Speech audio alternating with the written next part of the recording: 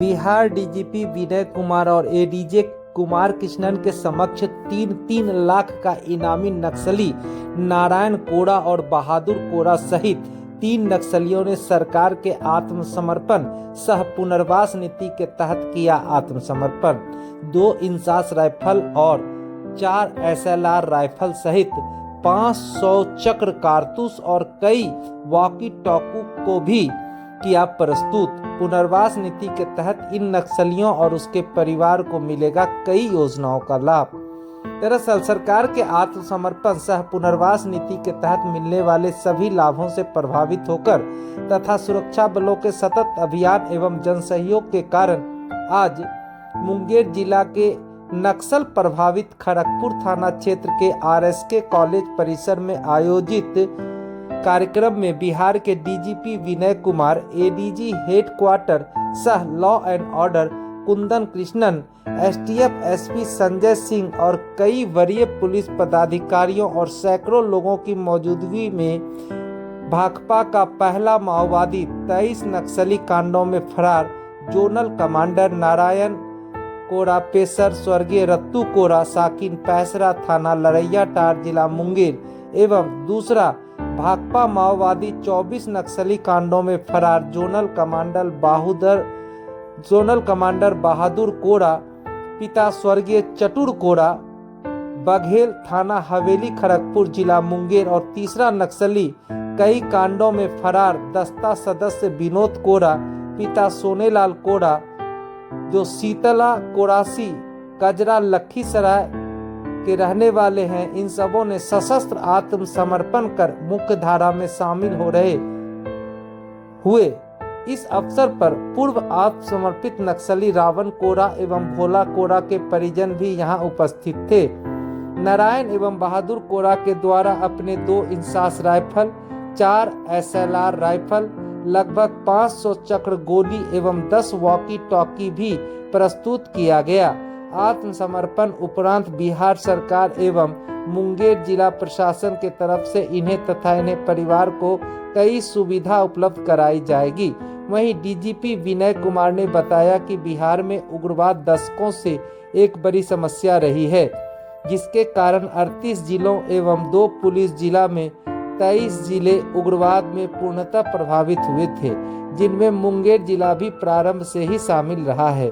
इस क्षेत्र में कारकों का अवलोकन से ज्ञात हुआ है कि यहाँ के जंगली एवं पहाड़ी क्षेत्र दुर्गम होने के कारण वहाँ के लिए विकास कार्य में विलंब हुआ है, परंतु वर्तमान सरकार की विकास नीति एवं योजनाओं तथा जिला प्रशासन के तत्परता तथा संवेदनशीलता के कारण आज उन सभी वर्गों तक पहुंच बनाकर उन्हें मुख्य धारा से जोड़ना संभव हो पाया, जिसका लाभ अब उन तक पहुंचने लगा है एवं उस समाज के लोगों में नक्सलवाद का असर खत्म हुआ है।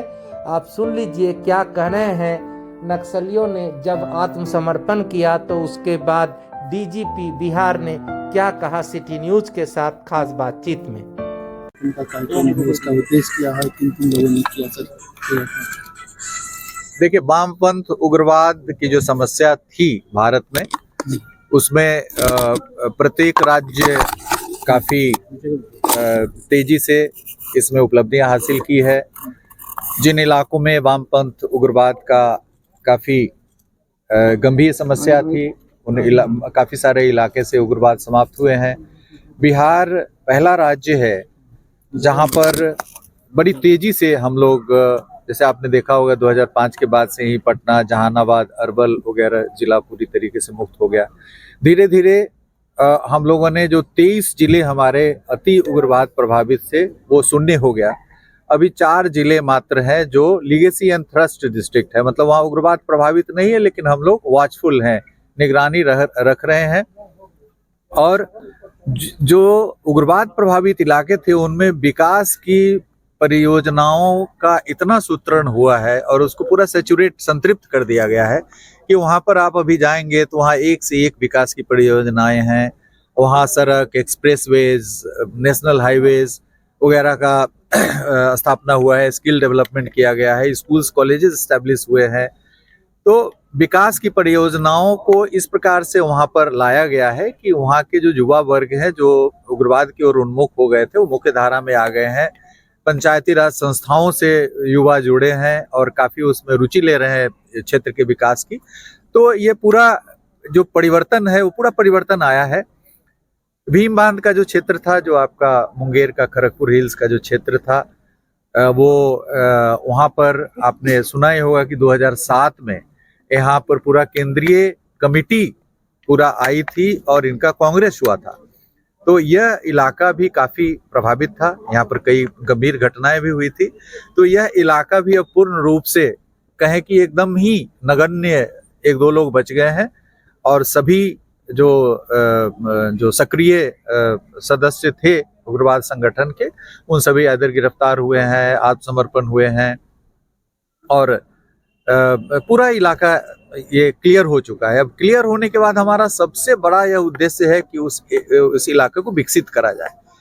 विभिन्न प्रकार की योजनाओं से, पर्यटन की योजनाएं हो, विकास की योजनाएं हो, इनसे उस इलाके को इस प्रकार से सैचुरेट किया जाए कि वहाँ के लोग समझे कि सरकार की जबरदस्त वहाँ उपस्थिति है, प्रशासन की जबरदस्त उपस्थिति है, किसी प्रकार की शून्यता नहीं है, कोई वैक्यूम नहीं है।